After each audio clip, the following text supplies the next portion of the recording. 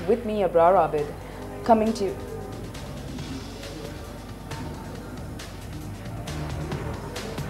A very good afternoon and welcome to Lunchtime News with me, Abrar Abid, coming to you live and direct from the Newsfirst Christmas Centre here at the Echelon Square in Colombo.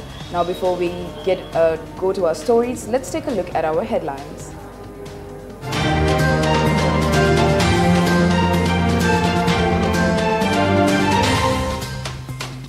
All party leaders supporting SLPP meet with President Maithripala Sirisena. An FR petition filed at the Supreme Court against the Speaker.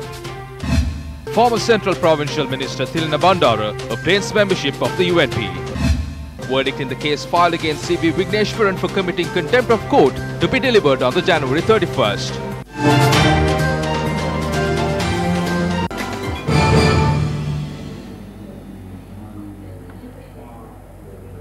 Now, in our lead story, a fundamental rights petition challenging Speaker Karu Jayasuriya was filed at the Supreme Court today by attorney at law Aruna Lakseri. The petition states the Speaker committed contempt of court by convening Parliament despite an interim injunction issued against the dissolution of Parliament. Speaker Karu Jayasuriya, the Attorney General and the Chairman and members of the Elections Commissions have been named as respondents. Now, in our lead story, a fundamental rights petition challenging Speaker Karu Jayasuriya was filed at the Supreme Court by attorney at law Aruna Lakseri.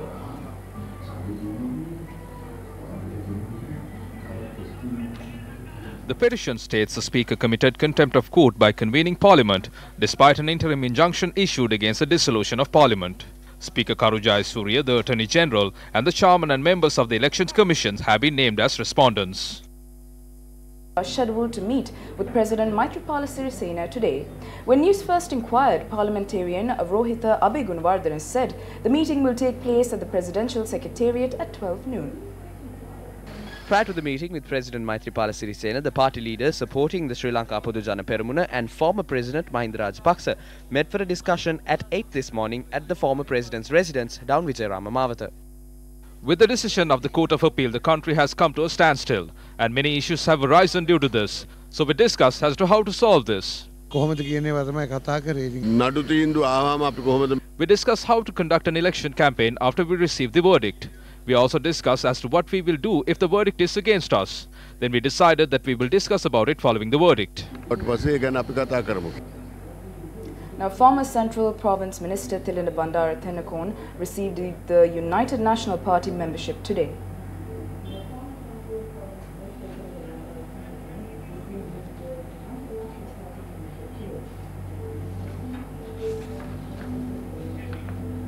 The verdict in the case filed against the former Chief Minister of the Northern Province, CV Vigneshwaran, was committing contempt of court will be delivered by the Court of Appeal on the 31st of January. Court of Appeal Justice Janaka D. Silva said though the verdict was to be delivered today, as it was not completely prepared, the delivery of the verdict will be postponed. A case was filed against CV Vigneshwaran for committing contempt of court for not enforcing the verdict earlier delivered by the Court of Appeal to reinstate B. Danishwaran as the Minister of Northern Provincial Council.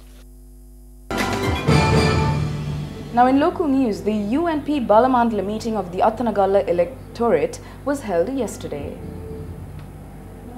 Chairman of the United National Party, Kabir Hashim, and several others attended the meeting. If there is an election, I can say the best weapon that can attack our enemy is the multi-barrels that we have in the United National Party. The main planner of the war is also a member of our party. Our multi-barrel is Sajid Premadasa and the planner is Ranil Wickramasinghe. When they are together, facing an election will not be an issue.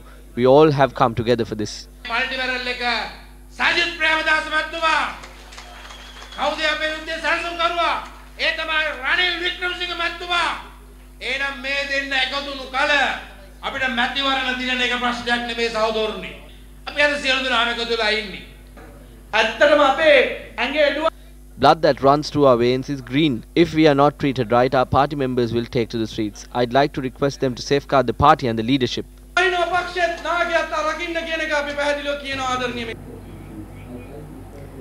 Now, in more local news, the deputy organizer of the joint opposition parliamentarian Ranjit Zoisa convened a media briefing and requested the opposition's assistance to conduct an election.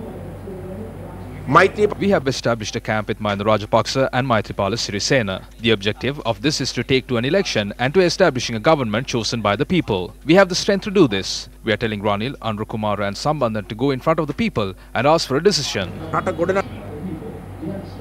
An event to award certificates for the astrology organization of Piyasena Ratuvitana was held under the patronage of former Defence Secretary Gotabaya Rajapaksa. 60 students were awarded certificates at the event held at the Abhayarame temple in Narayanpeta.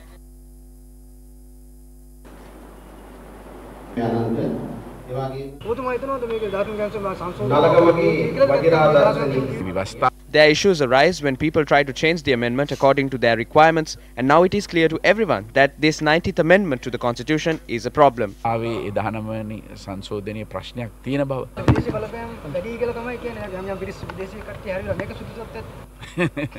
We are an independent country, especially we saw during the war times there were a lot of foreign influence. However, as an independent country, we have to act independently. We are facing problems since the people who are governing have at certain times used politicians and foreigners.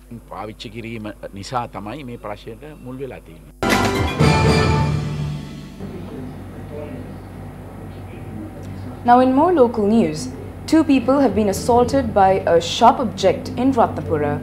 Police said that the assault had taken place between 9 to 10 p.m. last night.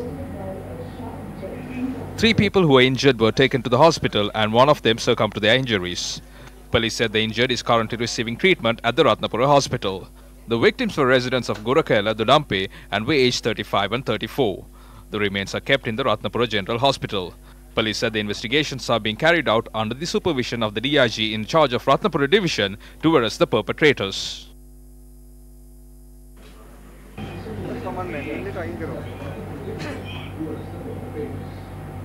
In more local news, 2 people were killed in a motor accident in Hangama.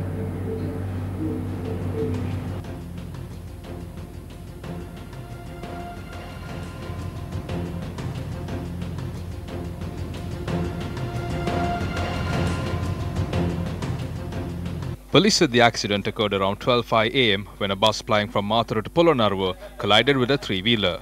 The driver of the 3-wheeler and a passenger in the 3-wheeler died from the accident. The victims are 20 and 18-year-old residents of Meliyagoda and Midigama. The remains of the victims are laid at the Karapiti Teaching Hospital. Police said the driver of the bus was arrested.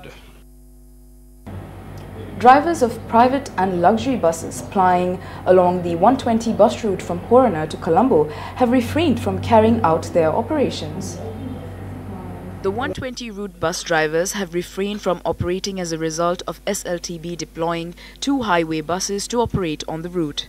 The drivers say SLTB deploying 2 more buses is unfair when at present there are enough of buses in operation to cater the requirement. They operate whenever they want. The bus came yesterday and turned back because there were no enough crowd. We have used our money and bought these buses. Are we to burn them? They did not have any discussions or gave us prior notification. They run only during the crowded times.